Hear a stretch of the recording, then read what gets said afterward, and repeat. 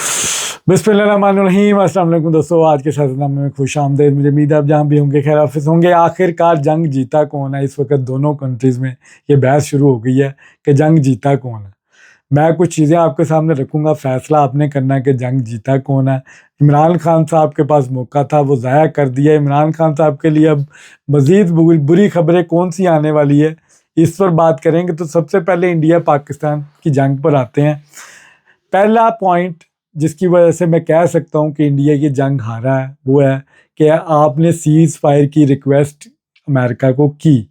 ये अब मैं नहीं कह रहा, पाकिस्तानी मीडिया नहीं कह रहा, इंडियंस नहीं कह रहे, ये अमेरिकन ऑफिशियल्स बाकायदा ये कैटेगोरिकली कह रहे हैं कि हमें इंडिया की तरफ से रिक्वेस्ट आती है और हम पाकिस्तान को इंगेज करते हैं। अच्छा, इंगेज करने की वजह क्यों आई? जब इंडिया ने अटैक किया, पूरी दुनिया हरकत में आई, पाकिस्तान के ऊपर प्रेशर आया। सऊदी वज़ीर पाकिस्तान में आते हैं, वो उससे पहले इंडिया जाते हैं। पाकिस्तान को मना किया जाता है कि वो जवाब ना दें। पाकिस्तान की पॉलिटिकल क़यादत, पाकिस्तान के अफवाज, वो इस चीज़ को कैटेगोरिकली बाकायदा एब्सोल्युटली नोट बोलते हैं और ये कहा जाता है अलग कि हम इसका जवाब देंगे मौसर टाइम पर, टाइम फ्रेम को एनालाइज करके हम इसका जवाब देंगे।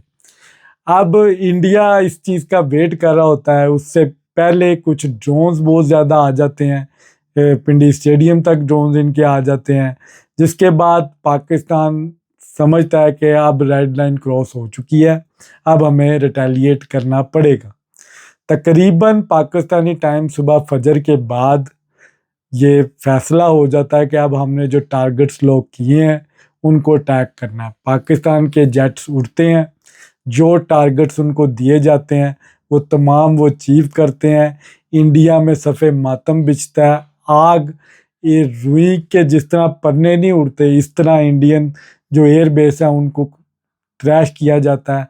S-400 जहाँ से ये सारा नेटवर्क चल रहा था, उनके कैमरेस को हाईजैक किया जाता है। बाकायदा DGISPR ने अंदर की उनकी फुटेजेस, उनकी वीडियोस आप सामने रख दी प्रेस कॉन्फ्रेंस में, वो दिखाई जाती हैं कि किस तरह पाकिस्तान ने के मिलिट्री ने एफिशिएंटली इस सारे ऑपरेशन को कंडक्ट किया।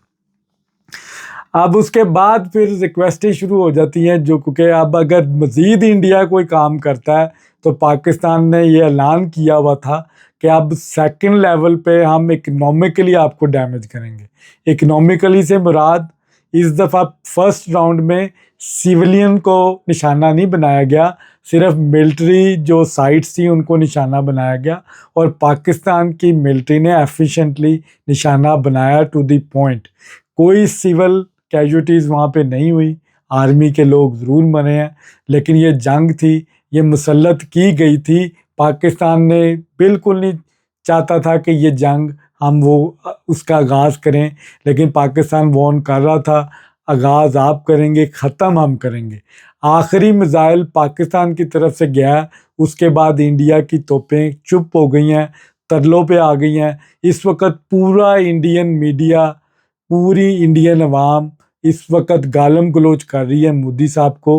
विक्रम मिश्री जो उनका फॉरेन सेक्रेटरी था, वो तो एक ब्यूरोक्रेट था, लड़ना आपकी फ़ौज ने था, लेकिन वो नहीं लड़ सकी, राफेल तैयारे उनसे नहीं उड़े। हमारे जो फौजी थे, हमारे एयर फाइटर थे, उन्होंने आपका बड़ा अच्छा मुकाबला किया और वो जीते भी। उनकी प्रेस कॉन्फ्रेंस भी बता रही है, उनकी उनकी बॉडी लैंग्वेज बता रही है कि वो जीते हैं।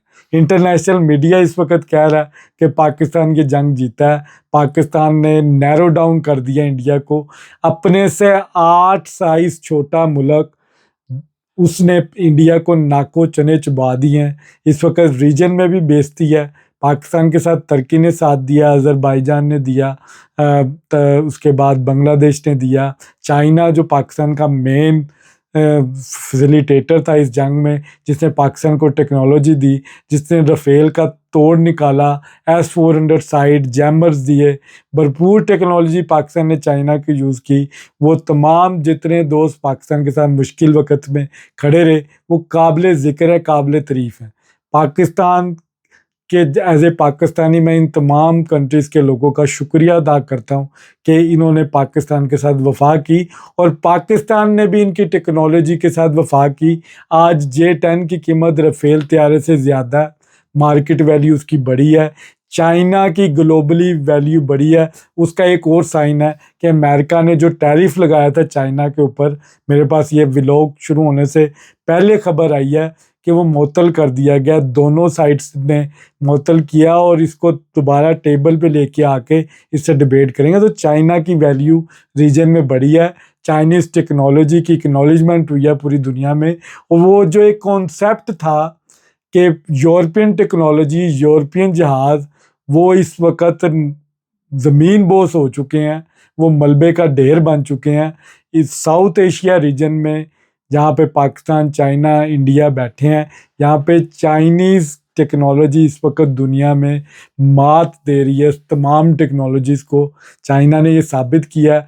अभी इंडिया के साथ खाली इंडिया का नाम बदनाम नहीं हुआ, रशियंस का नाम बदनाम हुआ, फ्रेंच जहाज़ों की वैल्यू डी वैल्यू हुई है। और जो इसराइली थे, एक स्ट्रॉन्ग लॉबी जो इस वक्त इंडिया के साथ थी, जिन्होंने काफ़ी ड्रोन्स भी दिए इंडिया को चलाने के लिए, वो भी नैरो डाउन हुए हैं, उनकी भी क्रेडिबिलिटी लो हुई है। पाकिस्तान का वक़ार बुलंद हुआ है दुनिया में। दुनिया ने पाकिस्तान की टेक्नोलॉजी को माना है, पाकिस्तान की एटॉमिक सिस्टम को, एयर सिस्टम को, नेवल सिस्टम को एक्सेप्ट किया है। वॉर स्ट्रेटजी आज के दिन तक पाकिस्तान की one of the best in the world है, ये साबित कर दिया। ये जो छोटे छोटे टोले बैठ के सोशल मीडिया पर कुछ चंद लोग जो पाक आर्मी पे भोंकते थे, जो कहते थे ये सिर्फ अपने लोगों के साथ लड़ सकते हैं, कुछ यूट्यूबर्स भी हैं, उसमें कुछ पीटीआई के लोग भी हैं ज़्यादातर, जो ये कहते थे कि ये फ़ौज अपने लोगों से लड़ सकती है। मैंने काफ़ी ग्रीवियंस ली है लोगों से, मुझे मैसेजेस आने शुरू हो गए कि ये पाकिस्तान अटैक कर क्यों नहीं रहा, हम बिके हुए हैं, हम थप्पड़ खा रहे हैं, हम जवाब नहीं दे रहे क्योंकि हमें अमेरिका के फ़ोन आ रहे हैं कि आपने जवाब नहीं देना, हमारी इतनी वैल्यू नहीं है, ये फ़ौज के पास कुछ नहीं है, ये सिर्फ हमें डराते हैं कि हमारे पास ये टेक्नोलॉजी है, ये टेक्नोलॉजी है। ये 70% बजट ले जाते हैं लेकिन ये लड़ते कोई नहीं है, ये इमरान खान के पीछे पड़े हुए हैं। लेकिन उन सब का जवाब पाक फ़ौज ने दिया। मेरा ईमान था, मैं अपने दोस्तों में भी ये बात कहता रहा कि पाकिस्तान इसका जवाब देगा। अगर ये ना दे तो मेरा गिरबान आपका हाथ होगा, आप मुझे पकड़ लीजिएगा। जो चोर की सज़ा वो मेरी सज़ा। फिर पाकिस्तान की फ़ौज ने जवाब दिया। खाली यूथियों का मुंह बंद नहीं किया, खाली एंटी पाकिस्तान फोर्सेस का बंद नहीं किया, पूरी दुनिया में एक इमेज क्रिएट किया पाकिस्तानियों का। और मैं फ़ख्र से 7 समुंदर पार बैठ के कह सकता हूँ कि मैं पाकिस्तानी हूँ और पाकिस्तान ने ये जंग जीती है। पाकिस्तान ने ये जंग मेहनत से, लगन से, अपने दोस्तों के साथ एक लॉयल्टी शो करके, लॉयल्टी के साथ ये जंग जीती है। पाकिस्तान की फ़ौज फ्रंट लाइन पे लड़ी है, कोई एक बंदा नहीं मरा सिवाय एक शहीद जो हुआ, जो कि एयर स्ट्राइक जो एयर बेस पे हुई थी उस पे हुआ। अदर देन दैट कोई जहाज़ क्रैश नहीं हुआ। इंडियन 6 तैयारे गिरे हैं, 6-0 का हवाला भी दिया गया एयर मार्शल की तरफ से। तो ये एक प्राउड मोमेंट है। पाकिस्तान की स्टॉक मार्केट ऊपर गई है, पाकिस्तान का इमेज दुनिया में बेहतर हुआ है, इंडिया दोबारा टेबल टॉक पे आ रहा है। कश्मीर का मसला पाकिस्तान ने रखा है इस एजेंडे में, पानी का मसला रखा है। और पाकिस्तान उस वक्त तक अब ये डिबेट ख़त्म नहीं करेगा जब तक इनका हल नहीं निकलता। तो पाकिस्तान पहले दिन से इंडिया को समझा रहा था कि आपके पास अगर पाकिस्तान की धरती से कोई किसी किस्म की टेररिज्म हुई है, हमें सबूत दें।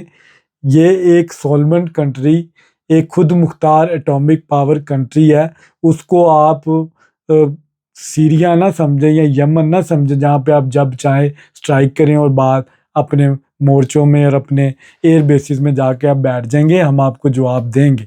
अब इंडिया को अच्छी खासी समझ आ चुकी है। इस वक्त पूरा मीडिया, सोशल मीडिया पे इनको लान तान हो रही है। इससे पता चलता है ये जंग कौन जीता है। पाकिस्तान ये जंग जीता है और इस ये अब तारीख बताएगी आपको, जब तारीख लिखी जाएगी कि 9 मई और 10 मई को ये डेटें याद रहेंगी। एक पॉलिटिकल पार्टी थी, और एक हमसाया मुल्क था।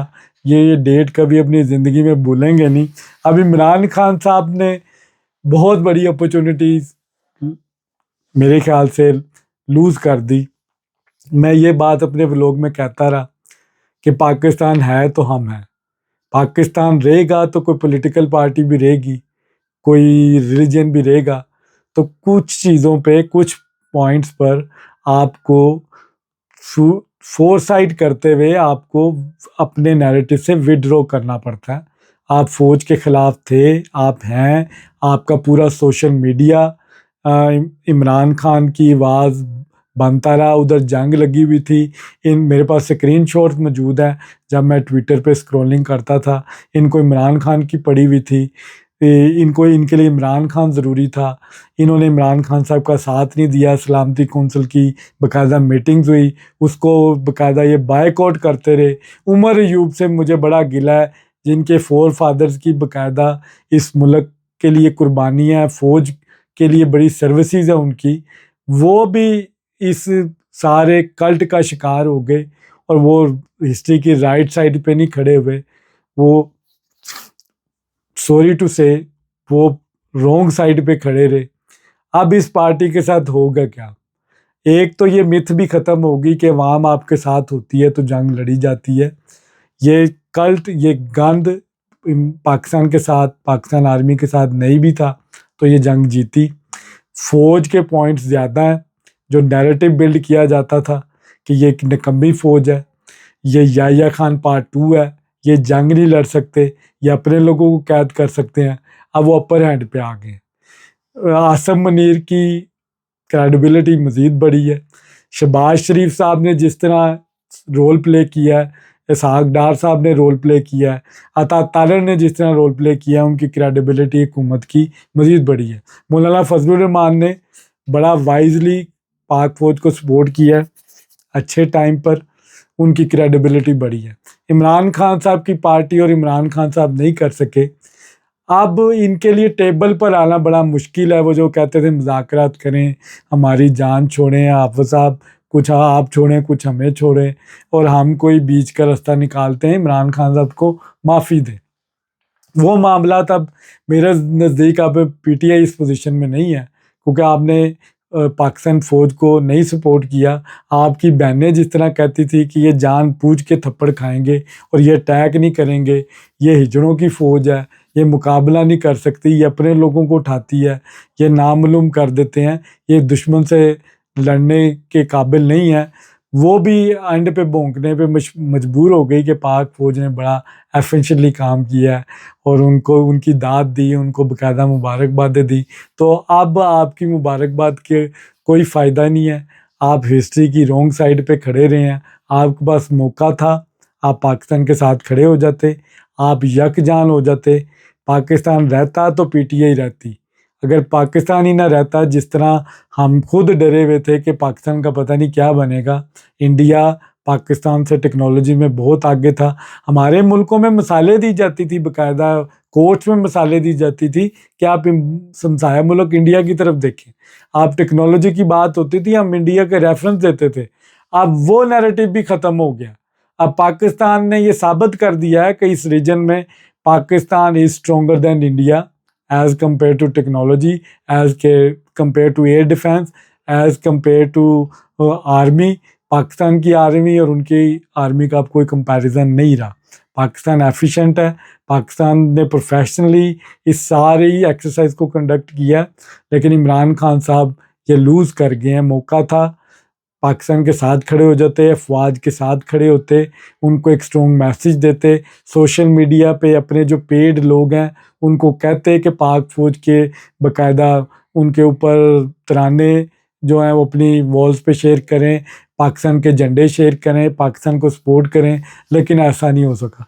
जंग जीतने के बाद अब ये काफ़ी ज़्यादा ये इमेज बनाने की कोशिश कर रहे हैं कि हम तो पाक फ़ौज के साथ थे, लेकिन अब टू लेट हो गया। अब जीतने के बाद जो साथ होता है वो उस तरह नहीं लिया जाता जिस तरह जंग से पहले होता है। आप खड़े हो जाते, आपके पास अपॉर्चुनिटी थी, शायद आपकी रिहाई भी हो जाती, आपको छोड़ दिया जाता कि आपने मुश्किल वक़्त में पाक फ़ौज का साथ दिया। अब बड़ा मुश्किल है। अब आसिम मुनीर को टेबल पर लेके आना और ये कन्विंस करना कि हम एक पॉलिटिकल स्टेक हैं, हमारी वजह से आप ये जंग जीते हैं, हमारी सोशल मीडिया टीम ने आपको सपोर्ट किया है, वो बड़ा मुश्किल है कन्विंस करना। अब आपको जेल में रहना पड़ेगा। अब आर्मी जब चाहेगी तब आप निकलेंगे। अब आपके साथ कोई बार्गेन पोजीशन में नहीं आएगा, आपके साथ कोई सौदा नहीं हो सकता, क्योंकि आपका सौदा ख़राब निकला है। आपका सोशल मीडिया टीम हिस्ट्री की रॉन्ग साइड पे खड़ा रहा, इसका मुझे दुख है कि आपने पाकिस्तान का साथ नहीं दिया। उन तमाम लोगों को जिन्होंने पाकिस्तान का साथ दिया, जिन्होंने पाकिस्तान को सपोर्ट किया, वो तमाम वॉरियर्स को जिन्होंने ट्वीटें की, जो मुल्क से दूर भी थे, लेकिन उन्होंने ट्वीट के ज़रिए एक मैसेज दिया कि हम पाकिस्तानी हैं और हम पाक फ़ौज के साथ हैं, उनको मेरी तरफ से सलूट है। और जिन लोगों ने इस ऑपरेशन में पाक आर्मी के लोगों ने हिस्सा लिया, उनको मेरी तरफ से सलूट है। पूरे पाकिस्तानी अवाम की तरफ से, पूरी ओवरसीज़ की तरफ से सलूट है कि उन्होंने पाकिस्तान का वक़ार मज़ीद बुलंद कर दिया।